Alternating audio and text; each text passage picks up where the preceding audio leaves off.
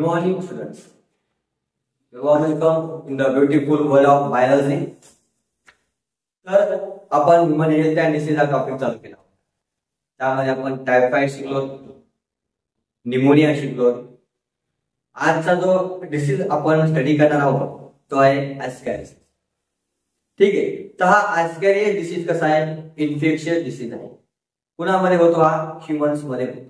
ठीक आहे. It is the most common infectious disease of human intestinal tract. ह्यूमनच्या intestinal tract मधला हा काय? Infectious disease. मग हा आजार कुणामुळे होणार आहे? हा आजार होणार आहे बिकॉज ऑफ राऊंडवॉर्म. ठीक आहे. मग जी काही राऊंडवॉर्म आहे त्या राऊंडवॉर्मचं नाव काय? ॲस्कॅरिस लुब्रिकोल. काय नाव आहे? ॲस्कॅरिस लुब्रिकोल. इट इज अ नाव. मग हे ॲस्कॅरिस लुब्रिकोल कसं आहे? एंडोपॅरासाइट. पॅरासाइट म्हणजे काय? असा ऑर्गॅनिझम जो दुसऱ्याच्या बॉडीच्या वरती किंवा बॉडीच्या आतमध्ये राहतो आणि त्याचं न्यूट्रिशन फुलफिल करतो, तर आपण काय म्हणतो? पॅरासाइट. जो पॅरासाइट बॉडीवरती राहून त्याचं न्यूट्रिशन फुलफिल करतो तर आपण म्हणतो एक्टोपॅरासाइट. आणि जो पॅरासाइट बॉडीच्या आतमध्ये जाऊन न्यूट्रिशन सक करतो, एंडोपॅरासाइट. बॉडीच्या वरती एक्टो, बॉडीच्या आतमध्ये एंडोपॅरासाइट. ठीक आहे. ॲस्कॅरिस हा काय? Infectious disease of human. काय आहे? Infectious disease of human. Infectious disease of human intestinal tract. ह्यूमनच्या इंटेस्टायनल ट्रॅक्ट मधला हा काय आहे? इन्फेक्शियस डिसीज आहे. ठीक आहे.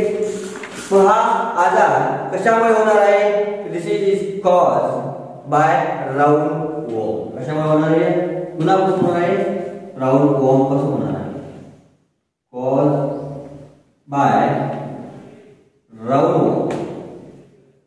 राऊंडवॉर्म पासून हा आजार होतो. मग जी काही राऊंडवॉर्म आहे त्या राऊंडवॉर्मचं काय नाव आहे? बुकेरिया सॉरी ॲस्कॅरिस लुब्रिकोल. काय नाव आहे? ॲस्कॅरिस लुब्रिकोल. ॲस्कॅरिस लुब्रिकोल. ॲस्कॅरिस लुब्रिकोल या राऊंडवॉर्ममुळे काय होणार आहे? तर ॲस्कॅरिसिस नावाचा डिसीज होणार आहे. मग ॲस्कॅरिस लुब्रिकोल कसा आहे? हा आहे एंडोपॅरासाइट. कसा आहे? एंडोपॅरासाइटिक. म्हणजे ही जी काही वॉर्म आहे ही वॉर्म आपल्याला कुठे सापडेल? बॉडीच्या आतमध्ये. नेमकी कुठे? इंटेस्टायनल ट्रॅक्ट मध्ये सापडेल. आणि त्यामध्ये जाऊन ती जी वॉर्म आहे ती आपल्या इंटेस्टाइन मध्ये काय करणार आहे? ब्लड सक करून तिचं न्यूट्रिशन फुलफिल करणार आहे. ठीक आहे. मग त्याला आपण काय म्हणतो? एंडोपॅरासाइट. आता नेक्स्ट पाहूया आपण त्याचे सिम्पटम्स. काय पाहूया? सिम्पटम्स म्हणजे काय? या हा आजार झालेला आहे हे कसं ओळखणार? तर काय होणार आहे? स्टमक मध्ये काय होणार आहे? Internal bleeding. काय होणार आहे? Internal bleeding. म्हणजे कुठे? इंटेस्टाइन मध्ये काय होणार आहे? Internal bleeding. इंटरनल ब्लिडिंग म्हणजे काय? जे आपलं ब्लड वेसल आहे त्या ब्लड वेसल मधून ब्लड काय होते? स्क्वीज आउट होते, बाहेर येते. ठीक आहे. त्याला आपण काय म्हणतो? Internal bleeding. Internal bleeding. Okay. त्यानंतर काय होईल? Muscular pain. ज्या काही बॉडीच्या मसल्स आहेत त्या काय होतील? दुखतील. ओके. नेक्स्ट काय होणार आहे? फीवर. ताप येणार. काय होणार आहे? फीवर. त्या व्यक्तीला ताप येईल. अजून काय होणार आहे? अनेमिया. काय होणार आहे? अनेमिया. अनेमिया. सर्वात महत्वाचं म्हणजे काय? हा काय करेल? It block the intestinal passage. जो काही इंटेस्टायनल पॅसेज आहे त्याचा ब्लॉकेज होणार आहे. Blockage of intestinal passage. Blockage of intestinal passage. इंटेस्टाइनलचा जो काही पॅसेज आहे तो काय होणार आहे, ब्लॉक होणार आहे. ओके. आता जर ज्या पर्सनला आजार झालेला आहे त्याचं आपण जर स्टूल पाहिलं, फिकल मॅटर जर पाहिलं, त्याच्यामध्ये आपल्याला लाईव्ह वॉर्म्स पाहायला मिळतील. काय होतील, लाईव्ह वॉर्म्स. आपण काय म्हणणार, presence of live worms in faeces. Presence of live worms कशामध्ये पाहायला भेटतील, लाईव्ह वॉर्म्स फिसेस. ठीक आहे. काय काय म्हणलं, बस इंटरनल ब्लिडिंग होणार आहे, मस्क्युलर पेन, फिवर, ॲनेमिया, आणि जे काही इंटेस्टाइनल पॅसेज आहे त्यामध्ये काय होणार आहे, ब्लॉकेज होणार आहे. बरोबर. त्या लाईव्ह वॉर्म्स आपल्याला कुठे असेल, त्या फिकल मॅटर मध्ये पाहायला भेटेल. नंतर काय होणार आहे, निमोनेटिस म्हणजे काय, अल्व्हेओलर वॉलचं काय होणार आहे, इन्फ्लामेशन त्या ठिकाणी होणार आहे. इओसिनोफिलिया, इओसिनचा नंबर काय होणार आहे, वाढणार आहे. आपण म्हणू या ठिकाणी निमोनिटिस, PNEUMONITIS. ज्यावेळेस बायोलॉजीमध्ये शेवटी ITS येतं त्याचा अर्थ काय होतो, इन्फ्लामेशन. या ठिकाणी इन्फ्लामेशन कोणाचं होणार आहे, अल्व्हेओलर वॉलचं. Inflammation of alveolar wall, alveolar wall. Okay. अजून काय होणार आहे पहा, वेट लॉस, वजन कमी होणार आहे. काय होणार आहे, वजन काय होईल, त्या व्यक्तीचं कमी होईल. अजून एक मोठा सगळ्यात महत्त्वाचा म्हणजे काय, लॉस ऑफ अपेटाइट. भूक तर लागणार आहे पण जेवण येणार आहे का, नाही. त्या कंडिशनला आपण काय म्हणतो, लॉस ऑफ अपेटाइट. या ठिकाणी येतो लॉस ऑफ अपेटाइट. हे सर्व काय आहेत, सिम्पटम्स. आता जर आपण त्याचं मोड ऑफ ट्रान्समिशन पाहिलं की कशा प्रकारे हा आजार काय होणार आहे, ट्रान्समिट होणार आहे एका पर्सन कडून दुसऱ्या पर्सन कडे, तर आपण काय म्हणतो, मोड ऑफ ट्रान्समिशन. काय, mode of transmission.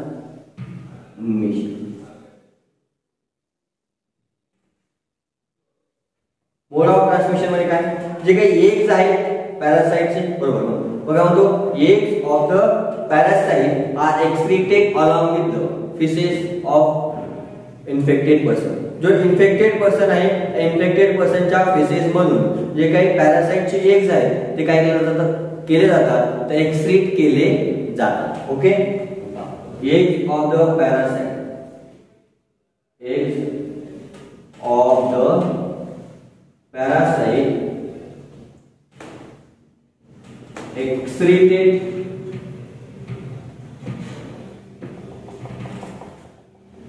with feces.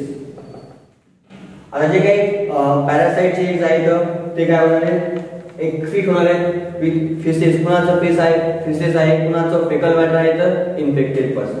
Faeces of infected person, of infected person.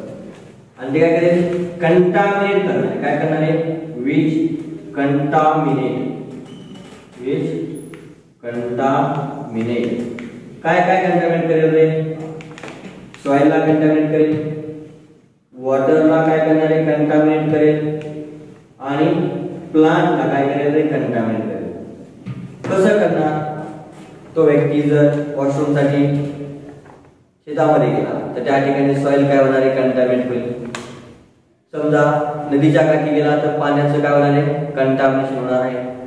ज्या ठिकाणी प्लांट्स आहेत म्हणजे पालेभाग, ज्या ठिकाणी भाज्या लावल्या जातात शेतामध्ये, त्या ठिकाणी एखादा व्यक्ती गेला ते प्लांट्स काय होतील, इन्फेक्टेड होते. मग इन्फेक्शन कसं होणार व्यक्तीला, infection occurs by contamination.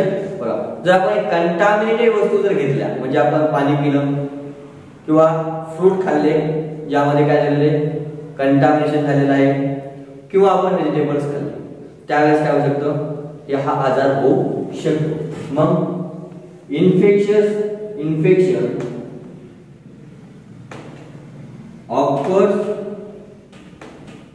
by taking contaminated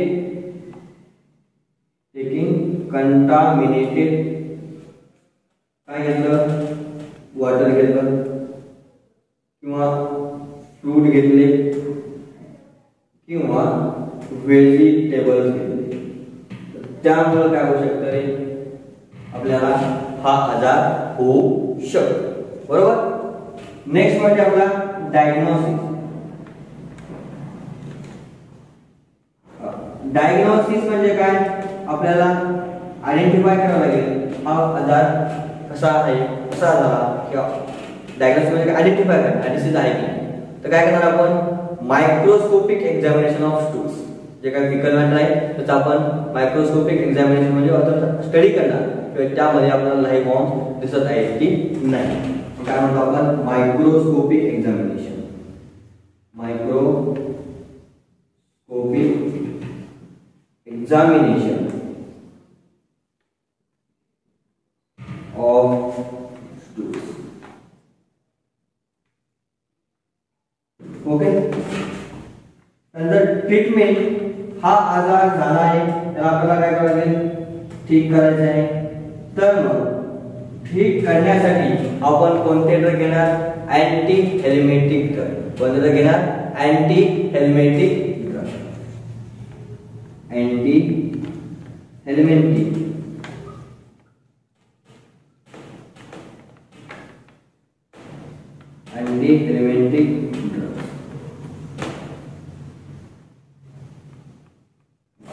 anti helmintic drug कोणकोणते,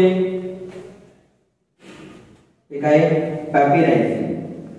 काय, पॅपिरायझिन. ओके. एक कोणता आहे, मेबेंडाझोल.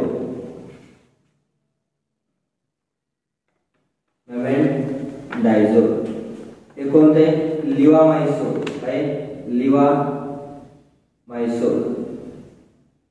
आणि काय, पॅरेंटल इफेक्टिव्ह अगेन्स्ट ॲस्कॅरिस लुब्रिकोल. ओके.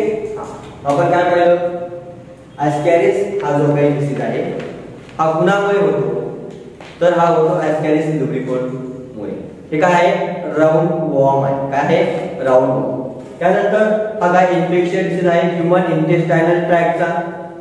सिम्पटम्स काय आहे, internal bleeding, muscular pain, fever, anaemia, blockage of the intestinal passage, presence of live worms in stool, pneumonitis म्हणजे काय, inflammation of alveolar wall, eosinophilia, increased eosin in blood, loss of appetite, weight loss. बरोबर. मोड of transmission कसं आहे बघा, जे काही infected पर्सनचे eggs जर contaminated, ते इन्फेक्टेड पर्सनचे एग काय होतात रे, सॉइल मध्ये, वॉटर मध्ये किंवा प्लांट मध्ये जाऊ शकतात.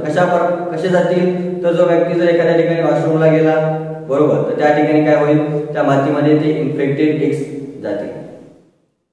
त्यानंतर जर इन्फेक्टेड जर घेण्यात आले, एखाद्या व्यक्तीकडे आले, बाय थ्रू वॉटर असेल, बाय प्लांट असेल, फ्रॉम फ्रूट असेल, बाय व्हेजिटेबल असेल, त्या व्यक्तीला काय होणार आहे, हा ॲस्कॅरिस नावाचा आजार होणार आहे.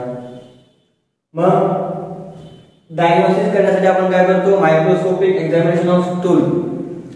आणि ट्रीटमेंट करण्यासाठी आपण काय करतो, अँटी हेल्मेटिक ड्रगचा वापर करतो. तर आपल्या एनसीईआरटी मध्ये लाईफ सायकल दिलेली नाहीये आणि आपल्याला स्टडी करण्याची गरजही सुद्धा नाही. एनसीईआरटीच्या बाहेर एक पॉईंट सुद्धा आपल्याला स्टडी करण्याची आवश्यकता नाही. ठीक. व्हिडिओ आवडला असेल तर लाईक करा, सबस्क्राईब करा आणि शेअर करायला विसरू नका. धन्यवाद.